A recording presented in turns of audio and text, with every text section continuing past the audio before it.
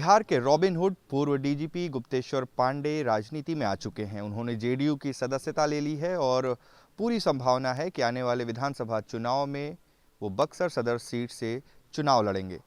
इस वक्त हम बक्सर के गेरुआ बांध गांव में मौजूद हैं। ये गांव है गुप्तेश्वर पांडे का और मेरे पीछे जो आप गेट देख रहे हैं, जो घर देख रहे हैं, ये गुप्तेश्वर पांडे का पैतृक घर है। घर के बाहर आप देखिए कि उनके परिवार के लोग और उनके सगे संबंधी, दोस्त मित्र, तमाम लोग बैठे हैं। और अब चूँकि चुनाव का मौसम आ गया है और गुप्तेश्वर पांडे ने वीआरएस लेकर राजनीति में कदम रख दिया है, तो उनके सगे संबंधी भी ये उम्मीद कर रहे हैं कि जल्द ही वो अपने भाई को एक नेता के तौर पर देखेंगे। उनके मित्र हैं बचपन के। क्या नाम हुआ आपका? श्रीतेज नारायण पांडे। आप बचपन से गुप्तेश्वर जी को जान रहे हैं, देख रहे हैं। कुछ ऐसी बचपन की यादें जो आप बताना चाहेंगे, जो लोग नहीं जानते कि किस तरीके के वो थे, पढ़ने में कैसे थे, खेल कूद में कैसे थे, या कुछ ऐसी स्कूल की यादें? बहुत कुछ यादें हैं। हर चीज़ में वो आगे ही रहे हैं। पढ़ने लिखने में भी आगे थे। और हम लोग बचपन में झोरा बोरा वाला हिसाब, हम लोग झोरा लेकर के इतना इतना किताब और बोरा लेकर के नीचे बैठ कर के पढ़ते थे बरगद की छाँव में। और वहाँ पर खपड़ेल मड़ई वाला स्कूल था। गुरुजी खाटी पर बैठ कर के पढ़ाते थे। तो उस समय भी पढ़ने में बहुत अच्छा थे।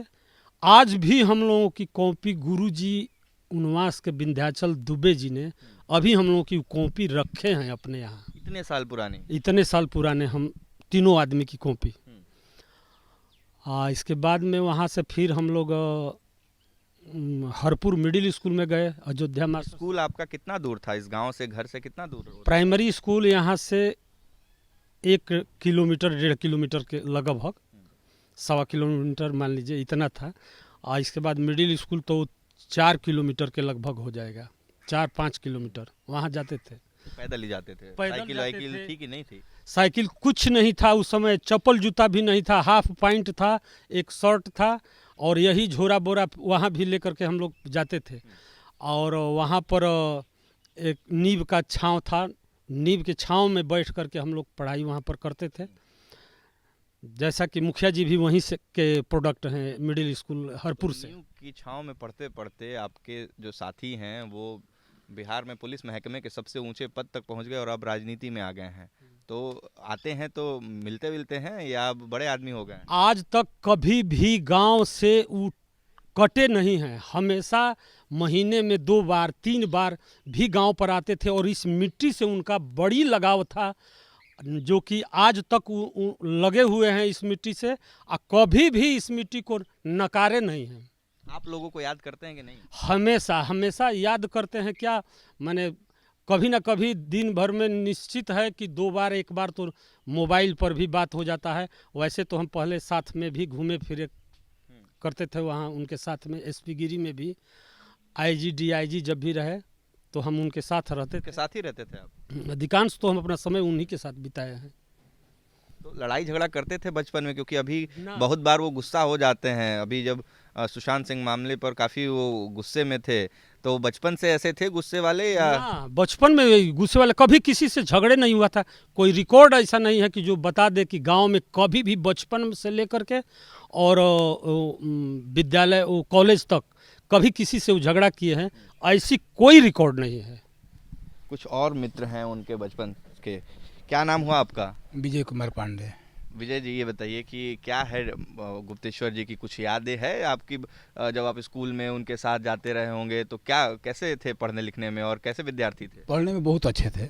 हाँ जी, और पढ़ने में भी अच्छे थे। हम लोग उनके साथ 1-2 क्लास पीछे उनके साथ हम लोग पढ़ रहे थे, बराबर हम साथ रहते थे उनके जी। शैतानी वगैरह भी तो करते होंगे ना? अब ऐसा तो मतलब कौन सा बच्चा है जो शैतानी नहीं करता? करते बहुत सीधे हैं।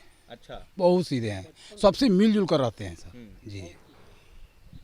एक और मित्र हैं उनके, आगे आइए। क्या नाम हुआ आपका? गिरिजा नारायण राम। तो ये बताइए कि किस तरीके के शख्सियत हैं पांडे जी, क्योंकि अब हम लोग तो जितना जानते हैं वो तो यही जानते हैं कि काफ़ी एग्रेसिव पुलिस ऑफिसर हैं, वो काफ़ी डेडिकेटेड हैं, अपना काम बखूबी करते रहते हैं। बचपन में किस तरीके के थे? बचपन में भी सभी लोग से मिलते जुलते से, पढ़ने में भी अच्छे थे, शांति स्वभाव के से, साधु के रूप में भी गेरुआ वस्त्र पहन कर एक कुटिया था वहाँ पर भी साधना वाधना करते थे। हाँ, खेल कूद में भी अच्छे थे, सांस्कृतिक कार्यक्रम में भी अच्छे थे। बिहार में कहा जाता है कि जातिवाद बहुत है, तो अब गुप्तेश्वर जी तो ठहरे ब्राह्मण, क्या आपके चूँकि गांव में कई सारे हरिजन भी रहते हैं, तो किसी तरीके का यहाँ पर भेदभाव है आपके गांव में? नहीं, जब गुप्तेश्वर पांडे आते से गांव में तो खास करके गरीबों से गले मिलते से, गले मिलकर ही सब घरे जाकर गले मिलते थे।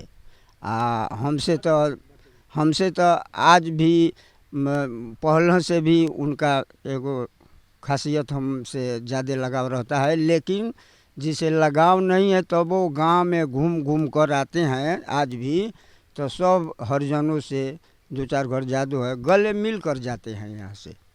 काफ़ी अभी विवादित रहे ये सुशांत सिंह वाले मामले में, वो काफ़ी अग्रेसिव थे, फिर रिया चक्रवर्ती पर कई उन्होंने बयान दिए, इस पर काफ़ी हो हंगामा हुआ।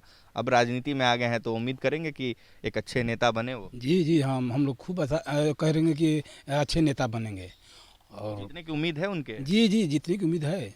लोग क्यों भरोसा करेंगे उनके ऊपर कि वो तो प्रशासनिक अधिकारी थे और फिर अचानक से वो नेता बन गए, तो लोग कैसे भरोसा करेंगे? भरोसा करेंगे, उसके साथ सब लोग लगाव रखते हैं, हमारी सब जनता लगाव रखती है, प्रेमवत व्यवहार करती है, और हमारे साथ भी अच्छे ढंग से सब परिवार से सब जितने भी हैं उसके साथ अच्छे व्यवहार करते हैं। इसलिए सब चाहते हैं कि वहाँ आए हमारे चुनाव में और भारी मतों से उनको विजय दिलाए। बगल के ही एक मुखिया जी भी हैं यहाँ पर। मुखिया जी, क्या याद है आपको, पांडे जी कैसे थे? जब हम लोग मिडिल स्कूल में पांडे जी 7वीं कक्षा में थे तो हम लोग 4थी कक्षा में थे। काफ़ी तेज थे और प्रार्थना बोलते थे, दया कर दान भक्ति का हमें परमात्मा देना, और हम लोग पीछे से बोलते थे।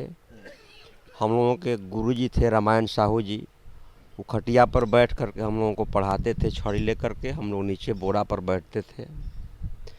तो काफ़ी तेज विद्यार्थी थे, हर क्षेत्र में तेज थे। तो बचपन की यही यादें हैं।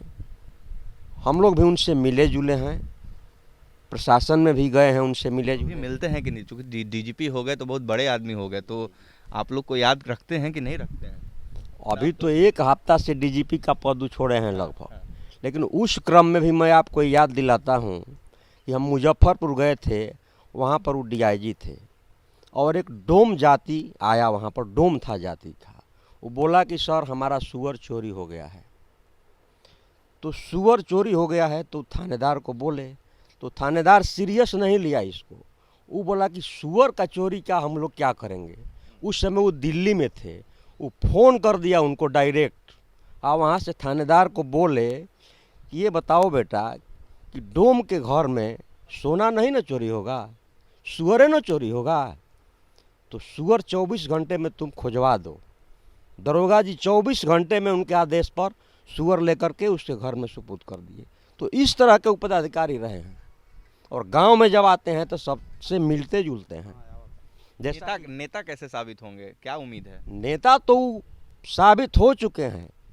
यही तो उनके ऊपर आरोप यही तो लग रहा है कि डीजीपी जब थे तभी से वो राजनीति में आने का मन बना चुके थे, और तो इस पर उनके कुछ फैसलों पर भी, निर्णयों पर भी सवाल है कि वो भी कहीं राजनीति से प्रेरित तो नहीं थे।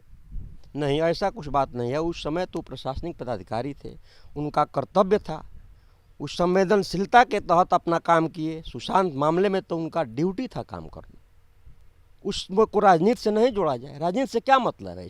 शिवसेना और महाराष्ट्र की सरकार और तमाम जो नेता वहाँ पर कई तरीके के आरोप लगाए गए। ये सब बकवास है। आरोप तो लगते रहते हैं, आरोप तो अच्छे लोगों पर ही लगते हैं जो तेज होता है हर काम में, लेकिन उन्होंने तो इतिहास रच दिया, एक कानून बना दिया, और सुप्रीम कोर्ट ने भी उस पर मुहर लगा दिया। नेता जब अब तो बन गए हैं, नेता बनना क्या है, अब तो खादी उन्होंने पहन ही लिया, चुनाव लड़ने जा रहे हैं, तो उम्मीद है कि अच्छे से जीत जाएंगे।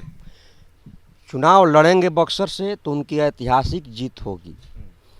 एक एक बच्चा से लेकर के बुजुर्ग तक हर वर्ग के लोग उनको बक्सर में चाहते हैं। तो बड़े से लेकर बुजुर्ग तक उनको बक्सर में चाहते हैं। हम उनके छोटे भाई से भी बात करेंगे, श्रीकांत प्रत्युष, जो कि बिहार के जाने माने पत्रकार हैं और तमाम टीवी चैनलों में आपने इनको देखा भी होगा, खुद का भी वेब पोर्टल यूट्यूब चैनल चलाते हैं। श्रीकांत जी, आप तो पत्रकार हैं, अपने बड़े भाई को डीजीपी से लेकर अब नेता तक का किस तरीके का अनुभव रहा? ये आप बचपन से लेकर उनके सामने, मैं 30 साल से पत्रकारिता में हूँ ना, जी न्यूज़ से लेकर हर जगह काम किया, आज तक मेरी हिम्मत नहीं हुई कि उनसे इंटरव्यू ले सके। उनके सामने हम बैठते ही नहीं है, मेरे घर में कोई बैठता ही नहीं, छोटा बच्चा, बहुत आदर करते हैं, बहुत भोले बाबा हैं वो तो हम लोग के शान हैं, आन हैं, बान हैं, तो भाई भी हैं और बाप भी हैं, तो हम लोग बहुत लिहाज करते हैं। फीलिंग कैसी होती है अगर, मतलब अब मुझे अनुभव नहीं है, मतलब अगर बड़ा भाई डीजीपी बन जाए और फिर कैसा अनुभव होता है? हमको तो दिक्कत होता है भाई, हम तो पत्रकार हैं, वो डीजीपी हैं, तो हमको कंट्राडिक्शन हो जाता है। बहुत तरह की बात है, लेकिन हम दोनों अपने क्षेत्र में एक तरह से टॉप लेवल पर ही थे, तो हम लोग मैं अपना काम करता था, वो अपना काम करते थे। आरोप तो लगते रहे होंगे ना प्रत्युष जी की? कभी नहीं, आज पता कर लीजिए 30 साल की नौकरी में कोई आरोप लगा है मेरे नहीं, लोग बात तो करते होंगे। नहीं, अब वो भी पता कर लीजिए, क्योंकि जहाँ जिस जिले में एसपी रहे मैं वो जिला ही नहीं जाता था रिपोर्टिंग करने। आज तक उनका इंटरव्यू नहीं लिया, सोचिए ना भाई, 30 साल आज तक उन्होंने, आपने इंटरव्यू नहीं लिया उनका? नहीं, बस एक लिया है जब रिजाइन किए हैं तब, और भी हिम्मत बहुत किया तब लिया। तो हम बड़े भाई हैं और हम लोगों का जो संस्कृति है ना, हमारे गांव में आज भी कोई भी बड़े भाई के सामने छोटा भाई चाय नहीं पीता है, कुर्सी पर नहीं बैठता है, ये है वो, वही लिहाज है, बस वही संकोच वाला भाव। हालांकि आपको अब आज भी उनके सामने बैठने में डर लगता है? डर नहीं लगता अच्छा, संकोच होता है, डर क्या लगेगा, वो तो भोले बाबा है। नेचर से तो वो काफी मिलनसार हैं, पत्रकारों से भी संकोच काफी लगता मिलते है, हैं, लिहाज है, तो संस्कृति है। वो बचपन से क्या उनका नेचर ऐसा ही था, मिलनसार? मिलन, आप तो दोस्तों से बात किए, वो गाना गाते थे, गाना बहुत अच्छा गाते हैं। सांस्कृतिक कार्यक्रमों में सुनाए नहीं कभी? मुशायरा भी कर, अब आप पूछिएगा, हम थोड़े को बोलेंगे भैया गाना सुना दीजिए, मेरा औकात नहीं है। तो मुशायरा करवाना, सांस्कृतिक कार्यक्रम कराना, मैं बचपन में हमसे नाटक लिखवाते थे और उसका मंचन करवाते थे। और जब मैं पत्रकार बना तो सबको तो रहती है कि एक भाई आईपीएस है तो दूसरा भी बने, लेकिन मुझे रुचि थी लिखने में, ड्रामा लिखता था 5वीं कक्षा से ही, कविता कहानी, उसको गांव के लोगों को बैठाकर सुनाते थे, मेरा मनोबल बढ़ाते थे। इतना ही योगदान है उनका, कंट्रीब्यूशन इतना ही है मेरे बारे में कि मुझे रोका नहीं। पत्रकार बन रहा है तो ये नहीं कहा पत्रकार क्यों बन रहे हो, यूपीएससी की तैयारी करो, कभी नहीं। और उन्होंने भी कभी कोई परीक्षा नहीं दी, केवल एक यूपीएससी दी और कोई परीक्षा नहीं, कोई एग्ज़ाम नहीं दिया। और मैंने भी आज तक कोई कॉम्पिटिटिव एग्ज़ाम नहीं दिया है, केवल पत्रकारिता ही की भाई। मैट्रिक पास किया तब से नौकरी लग गई, फिर इंटर किया, बीए किया, एमए किया, लेकिन नौकरी लग गई थी मैट्रिक पास करने के बाद। उम्र मेरी अभी 47 है, 31 साल से पत्रकारिता में हूँ, सोच लीजिए कितनी उम्र में मैं आया होगा। एक आखिरी सवाल कि हम लोगों को बाद में पता चला कि वो राजनीति में आ रहे हैं, आपको कब से पता था कि वो नेता बनेंगे? हमको तो रिजाइन करने के पहले तक पता नहीं था कि वो राजनीति में आएंगे। आपको पता ही है, रिजाइन करने के पहले तक पता नहीं था। हम लोग पूछ भी नहीं सकते, उनके दोस्तों को पता होगा, लेकिन मुझे नहीं पता था। हम पूछ ही नहीं सकते हैं, बात करने में बहुत संकोच है, संकोच का भाव है। चुनाव लड़ने जा रहे हैं? अब क्यों नहीं, अब आए, पूरी बिहार की जनता चाहती है कि लड़े हैं, बक्सर के लोग उनके दोस्त तो कह ही रहे, हम लोग भी चाहते हैं कि जब आ ही गए हैं तो मुझे लगता है कि जन सेवा का इससे बड़ा कोई मंच नहीं है। ब्राह्मण बाहुल्य सीट है बक्सर, वो तोड़ देंगे जात पात, देख लीजिएगा आप।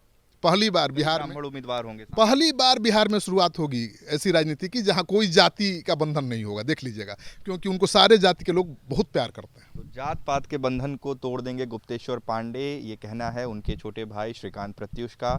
उनके तमाम दोस्तों से हमने बात की, जिनका यही कहना है कि गुप्तेश्वर पांडे न सिर्फ पढ़ने में बचपन से तेज थे, बल्कि हर जात धर्म के लोगों के साथ उनके संबंध हमेशा अच्छे रहे हैं। डीजीपी का पद छोड़ने के बाद अब वो नेतागिरी करने जा रहे हैं, संभवतः चुनाव लड़ेंगे और उनके दोस्तों को ये उम्मीद है कि वो इसमें भी सफल साबित होंगे। मेरे सहयोगी आनंद कुमार के साथ उत्कर्ष कुमार सिंह, बिहार तक, बक्सर।